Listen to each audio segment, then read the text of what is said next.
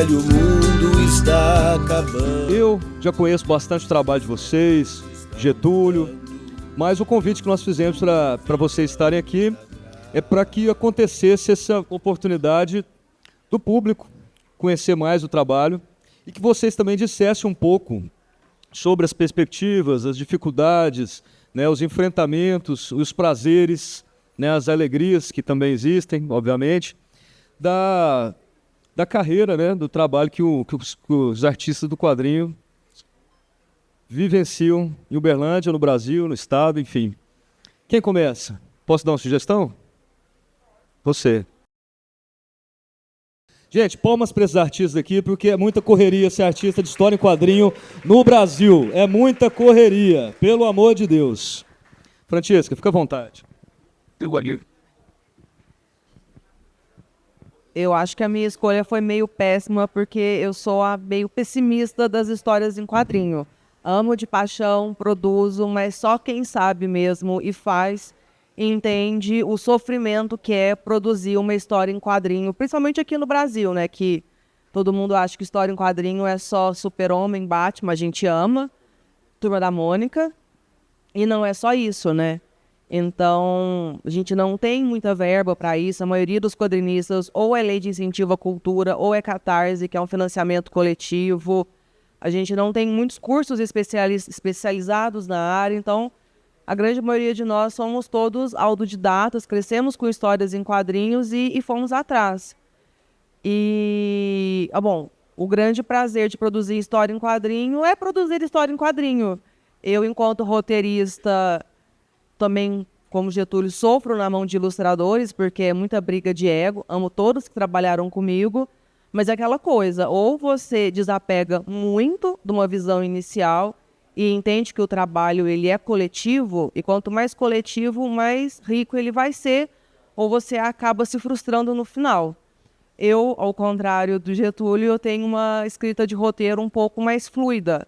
Eu deixo muito na mão dos ilustradores o que eles querem fazer, porque é uma parceria, né? Eu sou formada em artes visuais, trabalho na área, mas eu acho que cada um tem a sua visão. Então, quando eu entrego um roteiro para um ilustrador fazer, eu literalmente choro muito, porque você não é aquilo que você estava imaginando, é melhor. Então, por isso que é bom e por isso que é ruim, assim. Mas quem tem interesse, gente, não desiste não, tá? É gratificante, a gente vive muito de evento e tal. Tem um coleguinha ali atrás dos eventos também, que estava na PocCon recentemente. Quem não conhece, a PocCon é um evento de quadrinho voltado para o público LGBTQIAPN+. Que nós temos uma produção bastante da área, eu produzo para esse público, e a PocCon veio para ampliar. Bom, resumo da ópera.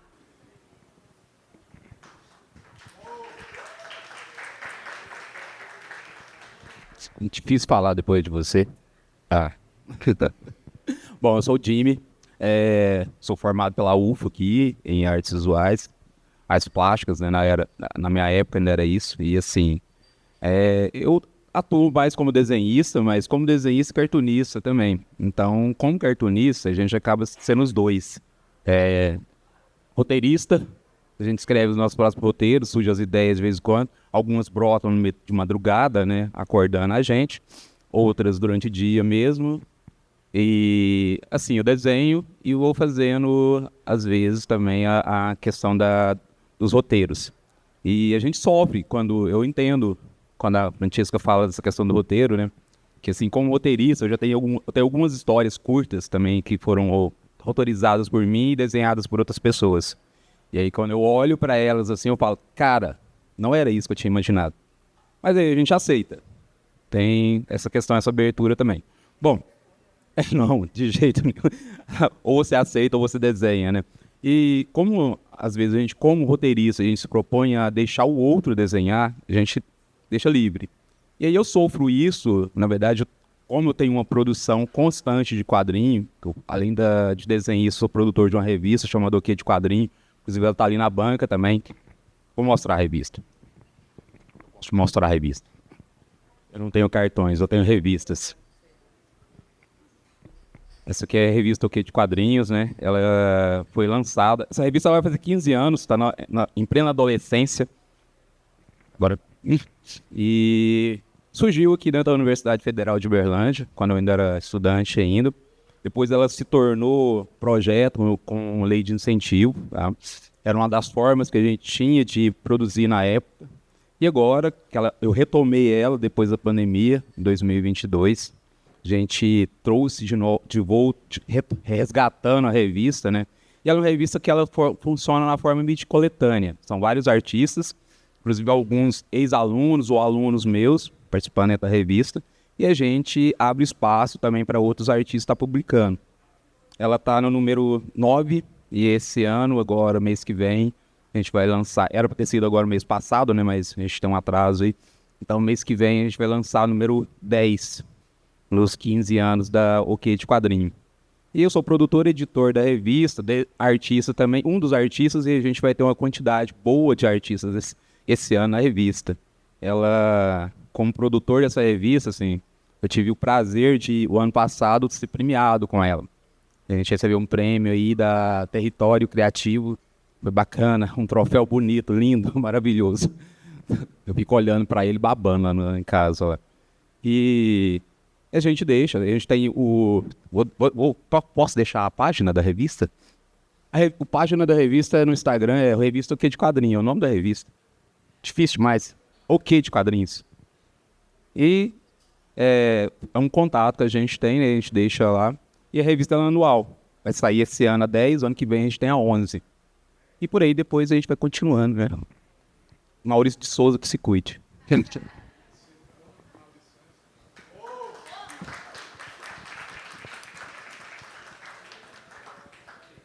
É isso aí. Boa noite. Aqui é Rosemário Souza.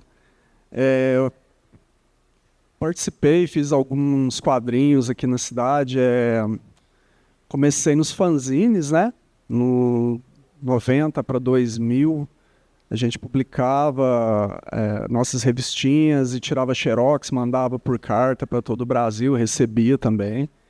E depois foi profissionalizando, né? Participei de várias antologias aqui na cidade, ainda não tenho o meu álbum, né? Inclusive quero até parabenizar aqui o Getúlio e a equipe do Enxurrada, né? Que fazer um álbum de quadrinhos é uma coisa assim que só quem faz sabe, né? Que é muito sofrimento, sofrimento assim, entre aspas, né? Que é muita dedicação. Eu me lembro, a última história em quadrinhos que eu participei foi uma história que saiu na Bio HQ número 2, e como eu não trabalho na área, né? É uma coisa que eu faço nas horas vagas, eu me lembro assim que era até 2 da manhã, sabe? Com a mesa cheia de material, guache, referência, pincel, e é muita dedicação, gente. Então, assim, quando vocês veem um álbum pronto e tal, vocês imaginam que aquela página foi, tipo, 1 dia, 2 dias fazendo, sabe? Participei, eu conheci o Getúlio na Nectar, extinta Nectar, né, que foi uma das primeiras revistas aqui de Uberlândia, e desde então participei da Caminho de Rato, participei da oficina de quadrinhos de Araguari com Beto Martins, um grande amigo. A gente fez umas 3, 4 revistinhas com o material dos alunos, né? Teve a Basídio, né? Com uma bela equipe de quadrinhos aqui de Uberlândia.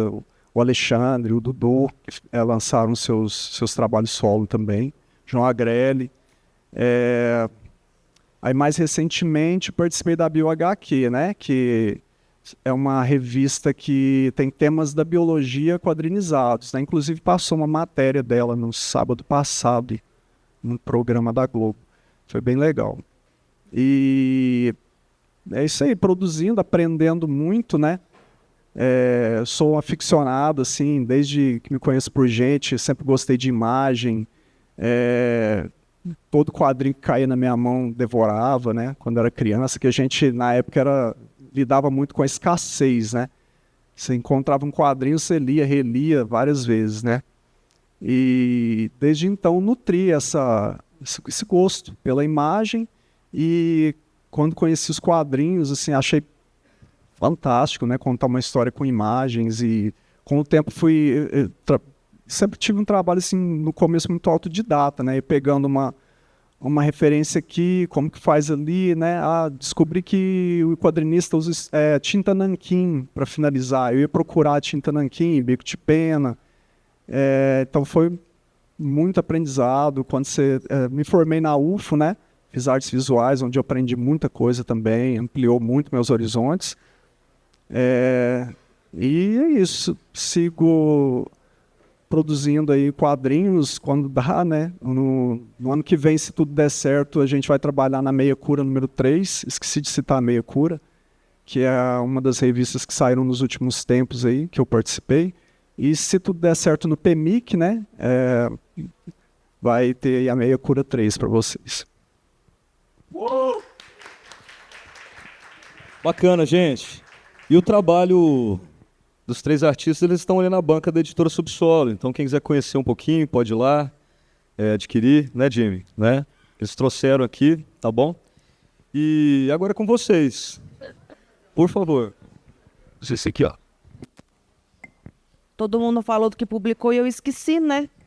Eu tenho atualmente 5 quadrinhos publicados, um em produção. Eu trabalho com histórias de terror e histórias de pessoas LGBTs. Eu tenho a coleção Suspense Gastronômico, que é o Receituário. E ano passado eu lancei, foi no Morro que Enterraram Teresa, que é uma história sobre pessoas transexuais. E tenho um gibizinho de humor escatológico para maiores de 18 anos com desenhozinho à la Mafalda. Também estou vendendo, taxa no Instagram e também faço publicação anual. Bacana. Turma, agora é com vocês. Perguntas, dúvidas, insultos?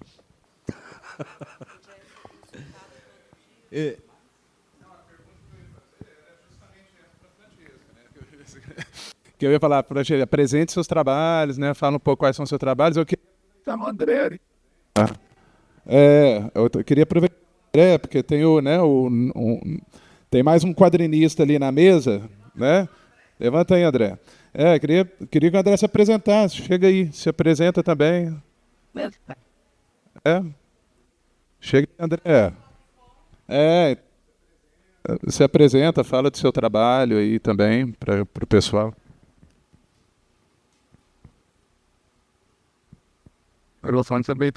Tem que dar uma segurada na base dele, Aí ele vai funcionar.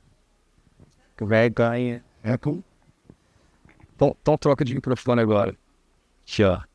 Isso.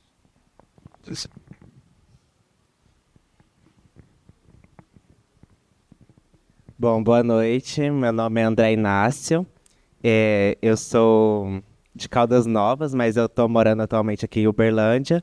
E eu sou quadrinista e ilustrador também, só que o meu foco do meu trabalho é mais voltado para narrativas fantásticas, porque eu gosto de histórias de aventuras e tal, mas com protagonismo LGBTQIA+. E eu já lancei duas histórias independentes, né, que é a Quine, que é uma história é um romance entre um pirata e um tritão, que, assim, eu levei 4 anos para fazer essa história e, assim, aí eu publiquei online essa história e com o público que eu juntei através da publicação online, eu fui e tive, assim, a iniciativa de poder fazer o impresso e poder vender em eventos e tal. É um quadrinho bem grande, assim, de 200 páginas e, assim, toda vez que eu faço reimpressão dele, acaba esgotando, porque a galera gosta muito dessa parte. E depois eu peguei um roteiro de uma amiga minha, que ela fez um conto, e ela publicou, assim, para um concurso, e não passou nesse concurso. Aí eu li a história, falei assim, amiga, pelo amor de Deus, deixa eu ilustrar essa história. E ela topou, e eu adaptei esse quadrinho, que chama Olá, Garota do Espaço. Também publiquei ele online. Então, assim, minhas histórias elas são disponibilizadas de graça para as pessoas lerem. E quem gosta do físico, né? Sim, eu também gosto muito do físico. A pessoa pode adquirir junto comigo em eventos ou, às vezes, quando eu tenho estoque em casa. E ano passado eu lancei um quadrinho pela editora Se Liga, que é uma editora independente, que ela tem todo o seu know-how de histórias, assim, é mais voltado para histórias LGBTs. e eles são mais focados em livros. Então, eles abriram para entrarem nesse mercado de quadrinhos e abriram um edital. E eu participei, eu já tinha alguns roteiros em casa, enviei sim, só por enviar e acabei vencendo esse edital. Tanto que esse ano eu acho que eles vão abrir de novo, porque por enquanto eu sou o único quadrinho dessa editora. E eles participam, assim, de bienais, eles vão estar na Bienal de São Paulo agora. Eles vão estar lá divulgando e vai estar meu quadrinho. Talvez eu vou estar lá também, não sei. E é isso, assim, eu saio divulgando meus quadrinhos mais em eventos, assim, de anime, de artes gráficas e tal. E eu tô por aí. Legal. Você tem algum insulto aqui para os quadrinistas, Ian, Ana?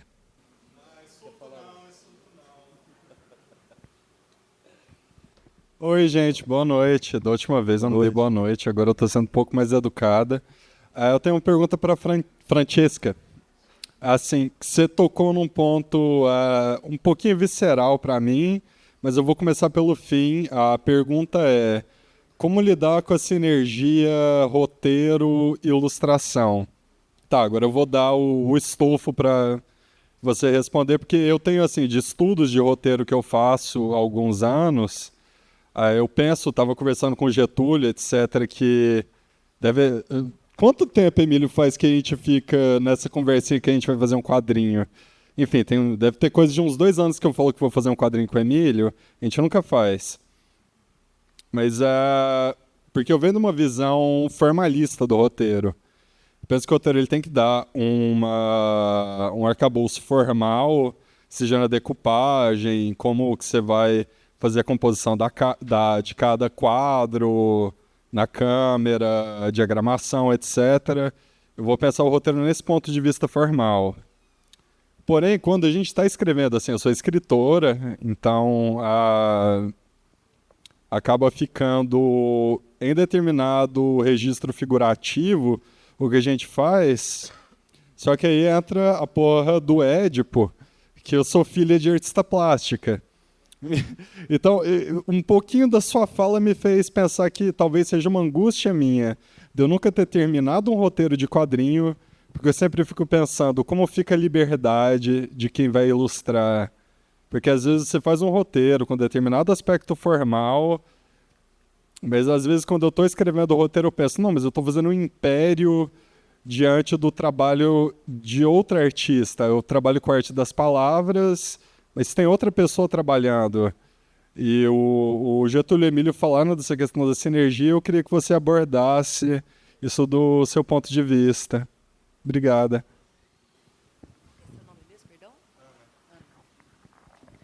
Então, a questão da sinergia, eu acho que é muito importante, principalmente trabalhando com questão de parceria não remunerada. Por quê? É um buraco mais embaixo, eu vou chegar lá. As minhas 3 primeiras HQs, que é o Suspense Gastronômico, o Receituário 1, 2 e 3, foi ilustrado pelo Alexandre Carvalho. E a gente estudou junto na UFO lá em 2006. Então a gente já era amigo há mais de 13 anos. E lá naquela época a gente começou a nossa primeira HQ juntos. Eu desisti e ele seguiu a vida. Por que eu estou falando isso? A gente tinha uma sinergia muito boa, eu e ele. A gente, durante os 4 anos da produção das 3 HQs, a gente teve só uma briga por causa da capa. Mentira, foram 2. Foi a capa e a primeira página da montanha. Eu vi na publicidade. Eu falei, olha, faz aí o que você achar que é melhor, porque realmente ele é um ilustrador super foda. Quem não conhece, gente, ele é fodástico, ele ganhou um prêmio no Japão, foi o primeiro brasileiro a ganhar um prêmio com uma história em quadrinho, um mangá, Romaria, belíssimo, foi relançado agora pela JBS? Não, JBL é um negócio de som, JBC, olha, gente, que vergonha. Tá filmando não, né, moço? Não, apaga. Obrigada. Sério. Então, o Alexandre, ele também veio das artes, então a gente teve a briga por causa da capa. Eu falei, olha, capa com foto de cozinha não vende, porque já é um roteiro escrito por uma pessoa não masculina e a pessoa vai jogar a história de receitinha para vender para avó, né? Então não vende, realmente não vendeu. E a primeira página que era uma montanha. Eu queria a montanha. Ele, não, é a montanha. Eu falei, não, isso não é uma montanha, isso é um montinho. Ele, não, eu falei, isso é uma montanha. Virou uma briga enorme, a gente namorava na época, e, bom, não deu muito certo, a gente, né, entrou num conflito. E, bom, tirando esses 2 conflitos que a gente teve durante esses 4 anos de publicação juntos, a nossa conversa era muito boa. Então, quando você vai procurar um ilustrador nesse nível de parceria, o primeiro ponto é sentar e conversar sobre o projeto. Porque nessa conversa, as 2 pessoas conseguem meio que visualizar. E ali você cria confiança de entregar o seu filho para outra pessoa criar. Só que aí a gente entra a parte do ego, nossa, e a parte do ego da pessoa. Porque a nossa parte enquanto roteirista é saber colocar as palavras ali. Eu não trabalho muito com diálogo, então as minhas cenas são mais descritivas. E a parte do ilustrador é transformar aquilo em desenho. Então, se o seu ego é muito grande, compensa você pagar alguém para fazer. Porque aí não vai ser uma sinergia mútua, né? Carne com carne. Vai ser capitalismo. Cara, eu tô te pagando 1.000 conto por página, eu quero assim, caralho, que se foda. Aí você vai ter que entender. Não concordo com isso. Porque, igual você falou, são 2 artistas trabalhando. Por que eu vou castrar o coleguinha em prol da minha visão? Sendo que, às vezes, a minha visão ela é pequena. A gente sozinho não é nada, ninguém é uma ilha. Tanto é que os meus quadrinhos, o último principalmente, que eu fiz com o Yuri, também é um quadrinista, ele é não binário. Ele mora lá no Paraguai, excepcional, trabalha só com temática LGBT. Depois, se vocês quiserem procurar, é Yuri Amaral, com Y. Eu entreguei o roteiro para ele, também tudo parceria. A gente fez pelo Catarse. E eu tinha uma visão totalmente mais realista, que era uma história sobre pessoas trans. E eu pensei uma coisa assim e tal. E ele me entrega uma coisa meio cartunesca. Cartunesca. É. E eu olhei a primeira vez, eu falei, cara, não é. Mas quando você vai passando as páginas, você fala, nossa, ainda bem que eu não dei palpite. Porque saiu melhor do que eu tinha pensado. Então, essa sinergia vai muito mais de você abrir mão do que você acha que é certo em prol de uma obra final. Não é fácil. São anos e anos ali trabalhando. Então, assim, entrega, desapega. E o bom disso é outra coisa. Você relaxa a cabeça. Você escreveu ali, bota a mão do coleguinha, o coleguinha que se vira.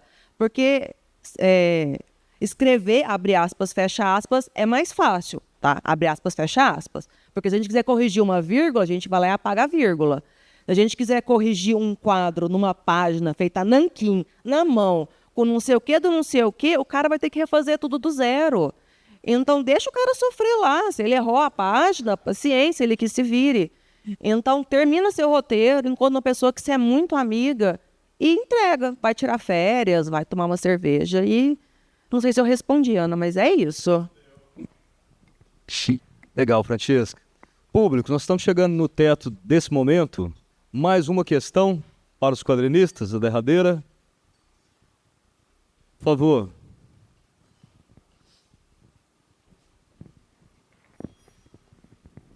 Tudo bem? Tudo bom, Marco? Ótimo. Gente, adoro esse universo dos quadrinistas. Um tarado desde pequeno pro gibi da Mônica, depois super-heróis, enfim. Mas eu tenho uma curiosidade, que é uma coisa assim, eu sou do audiovisual do cinema. Então, quando a gente, por exemplo, principalmente fotografia, na hora de pensar na fotografia do projeto, do filme. E aí, na hora de pensar, a gente sempre busca as referências que a gente tem na fotografia de outros diretores de fotografias, enfim, na nossa bagagem, né? E eu queria saber de vocês, quais são as referências de vocês, né? Sei que quase todos estudaram na UF, fizeram artes visuais, enfim, leram muito, pesquisaram muito, e eu tenho essa curiosidade de saber um pouco de cada um, das referências, até chegar no formato e na personalidade de cada artista. É isso. Parabéns a todos. Acabei de falar, alguém acabei de... Bom, a Francesca quer falar agora, né? Então deixa comigo. Tá bom. Bom, sobre as referências, né? Eu cresci nada. Eu tenho um histórico, assim, com as histórias em quadrinho, que meu pai não gostava de história em quadrinho. Então, eu comecei a... Mas a família da minha mãe, meus tios, alguns tios meus, gostavam. Então, desde pequeno, eles entregavam as revistas para mim e meu pai desaparecia com elas. Mas eu falo assim, quando surgiu o Plano Real, a gente entrando naquela fase da escassez, né? Eu comecei a ganhar... ter R$10 e eu comprava as minhas próprias histórias, porque o dinheiro era meu, eu podia fazer o que quisesse com eles. E aí, uma das referências que eu trouxe no meu desenho inicialmente era Conan. Eu lia muito Conan, não lia Turma da Mônica, achava que era infantil demais, para 11 anos, infantil, exatamente. E o Conan, ele tinha uma questão, né? Era em preto e branco, então não era colorida as histórias. Papel jornal. Papel jornal, exato. Aquele negócio que amarela, com o tempo. Com o decorrer quando eu entrei na faculdade, curso de artes visuais, eu tô com uma colega aqui de turma, tá aqui, ó, a gente entrou junto na faculdade, mesma turma. Quando eu entrei, aquele desenho do Conan, que eu cultivei ele desde os 13, 14 anos até meus 17, 18, foi quando eu entrei na faculdade, ele influenciou demais. E aí eu comecei a desenhar nesse estilo e depois de um certo tempo dentro da faculdade, que eu comecei a pesquisar e encontrei outros cartunistas, quadrinistas também, Francesco eu conheci lá na faculdade, Rosemário também, a gente acaba mudando o estilo. E eu comecei a desenhar nos dois estilos, mais o estilo cartoon, onde eu desenvolvi meu personagem ao estilo à la Turma da Mônica, mais engraçadinho, e um estilo mais realista. Então eu tenho um personagem que é o Los Intelectuais, que ele é totalmente cartunesco. E as outras histórias eu sigo mais a linha realista. E aí, assim, ó, até relembrando, né, eu segui um conselho de um artista também, ele não está mais entre a gente aqui, que é o Roberto Roberts. Ele era artista visual também, já faleceu, passou para outro plano aí. Mas em um determinado momento a faculdade falou assim, cara, você tem dois tipos de traço. Vai pro lado do cartoon, que é onde você vai desenvolver mais, seus personagens chamam mais atenção. E foi onde eu fiz. E aí, com isso, trabalhando com Los Intelectuais, eu vim publicar no Diário de Uberlândia, alguns anos atrás. Assim, o diário apareceu na cidade. E atualmente eu publico na página semanal, que é o Los Intelectuais, no Instagram. Então, meio por aí. É onde eu defini a minha ética dentro dos quadrinhos. Tá? Mas o realismo, ele acaba sempre voltando. Eu gosto muito dele, mas eu volto para o cartoon também. Estou trabalhando nos dois. Exatamente, meio que intercalando aí. É isso. Bom, vou citar alguns nomes, né, que quando eu conheci foi tipo um bom assim na minha cabeça. Alan Moore, Lourenço Mutarelli, tive minha fase de Conan também, li muito Conan. Mais recentemente, Ashley Wood, que é um australiano que pinta e faz quadrinhos também. Então eu falo mais dessas figuras que, quando eu vi pela primeira vez Moebius, deu aquele... Falei, como que alguém consegue fazer isso aqui nisso? Meio que revolucionar a linguagem, né? Então, mais ou menos esses nomes. Bom, as minhas referências são mais mangás e animes, que eu gosto de dessas histórias mais assim fantasiosas e tal. Mas só que eu sempre consumi mais assim essas histórias, o foco delas, os personagens principais são muito héteros. Então assim, eu gosto de... Quando eu comecei a fazer quadrinhos, eu pegava emprestado esses universos de animes e mangás que eu gostava e reescrevia com meus próprios personagens, mas assim... E é isso, assim, as minhas referências são mais, assim, mangás e animes. E atualmente a minha queridinha do momento é a Alice Oseman, que é a criadora de Heartstopper, que, assim, é um sucesso aí mundial. Bom, as minhas são um pouco mais perturbadas. Eu cresci com o Batman, não o Batman mais conceitual, mas uma coisa mais Dave McKean, algumas coisas mais viscerais mesmo. Eu tenho isso, eu tenho muito Neil Gaiman, os mangás, Junjito, essas coisas assim, e o Gael Garcia Marques, porque eu sou da escrita, então eu sempre fui para uma vertente um pouco mais grotesca mesmo e realismo fantástico. Gente, muito obrigado. Esse momento aqui de hoje, esse lançamento, discutindo quadrinhos, debatendo, tendo a presença de vocês. Muito obrigado. Convido a todos vocês a conhecerem os trabalhos dos artistas que estão aqui, do Getúlio, pelas redes sociais, irem ali na banca da editora Subsolo, conhecer os trabalhos deles, conhecerem os livros que a editora publica, literatura, poesia, contos, romances, estão tudo ali, baratinho, baratinho, 2 cervejas, uma paçoquinha, como eu costumo dizer. Quero agradecer a cada um de vocês pela presença aqui hoje, fantástico. Sigam lá nas redes sociais, Noite Literária, Editora Subsolo. Vida longa, vida louca. Palmas para vocês, público presente. Muito obrigado.